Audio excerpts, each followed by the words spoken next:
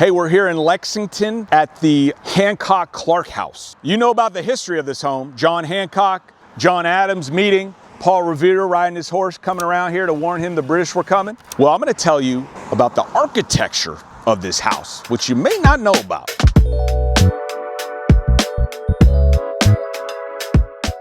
This home would be identified as a Georgian. It's a colonial, right? But there's different types of colonials. It's based off of the King George in England because these folks were English. This started around 1700. This style came to America and it went to, around 1770, 1780s. This is the early period of Georgian architecture. The period before that, it was like medieval, like farmhouses. It was called the first period. And this is actually a mixture of the two styles. And even though it's identified as a Georgian, we're going to look at some features where you're like, oh yeah, that's a mix. All right, so what do you notice? If you just look at this house straight on, something off to you? These windows are not perfectly symmetrical. That asymmetry of the windows comes from that earlier period. At that period, basically, they didn't really care if it was symmetrical. They stood in the room on the inside. They designed it more from the inside out.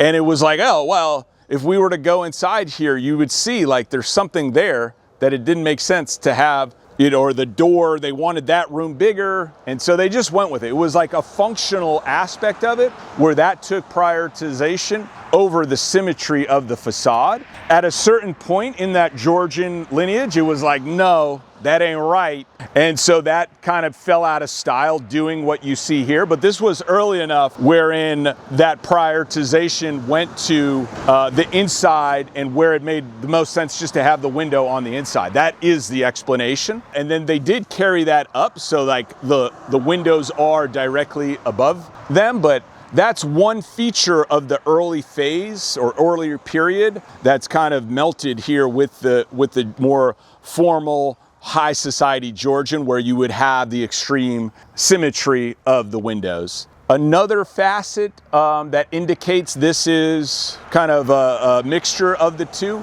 is the chimney being directly in the middle of the house. So that chimney, if you go back to the early phase, 16 to 1700s, like we're gonna put the fireplace in the middle, that's gonna warm the whole house, right? And you would have different fireplaces coming off of that chimney. Whereas in the most Georgians, you start to see the two chimneys on either side of the building. So this is an indicator that it is more that early phase Georgian. And another thing I'm seeing here is the lack of a formal entablature. So colonial architecture really springs from the Renaissance, which springs from classical architecture like ancient Greeks and Romans. And there's this thing called the entablature, which is you had a column and then sitting on top of that there was a beam, but there was a formality of this entablature. And there's three parts of an entablature.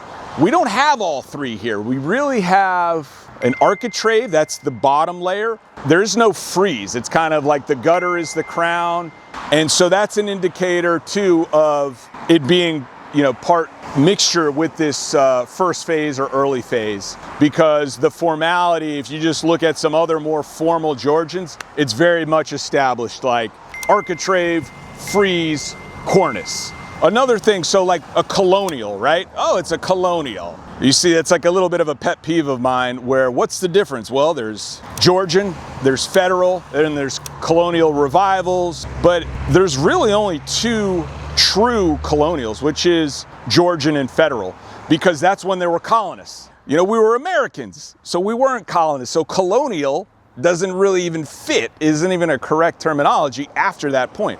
But where this style came from, the Georgian, was England. Like I said, it came from the Renaissance, which came from Italy, a rediscovery of Greek and Roman ruins. But Georgian was the first. And how do you differentiate a Georgian from a federal? Most people can't, and because they follow a lot of the same principles. They are you know, lot of clapboards. They are very symmetrical. They look very, very similar. So I'm going to tell you a few ways to differentiate. Oh, is this a Georgian or is this federal?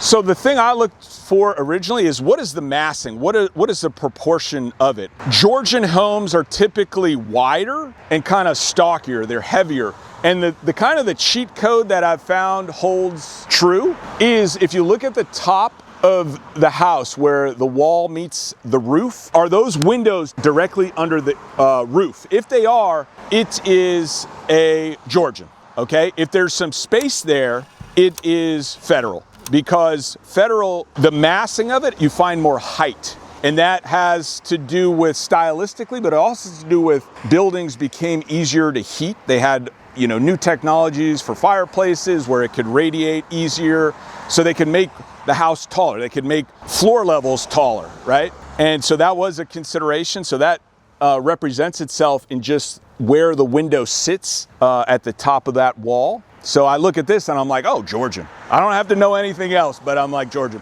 The other thing, which is a little harder to decipher, because a lot of the trims and moldings between Georgian and federal are very similar. If you haven't like looked at what the difference, you're like, it's pretty similar. But that is the other kind of telltale sign, aside from the massing and that window point, is what is the trim like. The Georgian is going to be heavier, bolder. It's kind of going to be more pronounced and stick out more. The federal is daintier, is the word that's used. It's a little more delicate and has more intricacies to it. So even on the outside here, you're going to see that the entryway here, you have these pilasters, and a lot of the times in Georgian, that dental molding will be more pronounced and like larger, the different pieces. So I'm looking at this now and I'm like, I don't know if that was original, but you know, it's been around for 300 years. So they have done an amazing job at restoring this. I know that this color is verified as original. I also know that this home is like an L, like it has a part that extends on the back, and they verified with the wood that the trees came from the same year. So they verified that it was actually built at the same time, as opposed to being an addition, which is very common. You know, there was several additions done over time. So yeah, they've done an amazing job restoring it. It's a great place to check out and admire some of the amazing architecture we have here in New England and Boston area, and our home in Lexington.